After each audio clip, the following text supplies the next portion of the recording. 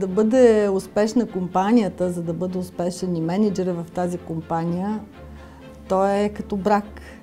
Трябва да могат да живеят заедно, да имат общите ценности, да се борят в една посока, да се развиват в един екип. Ако екипът е успешен, и компанията е успешна. И аз наистина имам щастието да работя с хора, които се наслаждават на това, което правят. Удоволствие е за тях работата, която вършат, и партньорствата, които изграждат. Така че и компанията е успешна, и аз съм успешна като менеджер, благодарение на моя екип. Опитът остава.